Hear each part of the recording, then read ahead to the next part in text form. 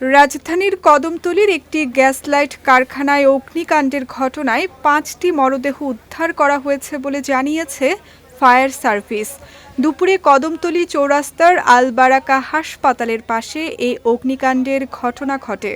Fire service সূত্রে জানা যায়, দুপুর ১টা ৪৫ দিকে কারখানার ভেতর থেকে ধোঁয়া বের হতে দেখতে পায় স্থানীয়রা। এ সময় মুহূর্তের মধ্যেই আগুন ছড়িয়ে পড়ে। খবর পেয়ে প্রথমে ফায়ার সার্ভিসের ৩টি ইউনিট ঘটনাস্থলে গিয়ে কাজ শুরু করে। পরে আগুনের তীব্রতা বিবেচনায় একে একে মোট ৭টি ইউনিট কাজে যোগ দেয়। প্রায় সোয়া ১ ঘন্টার চেষ্টায় দুপুর ২:৩০টার দিকে আগুন নিয়ন্ত্রণে আসে। এদিকে ঘটনাস্থল থেকে এখন পর্যন্ত ৫ জনের মরদেহ উদ্ধার করা হয়েছে। উদ্ধারকৃতদের পরিচয় এখনও নিশ্চিত হওয়া যায়নি। অন্যদিকে আর কোনো মরদেহ আছে কিনা তা অনুসন্ধান করা হচ্ছে বলেও জানিয়েছে ফায়ার সার্ভিস।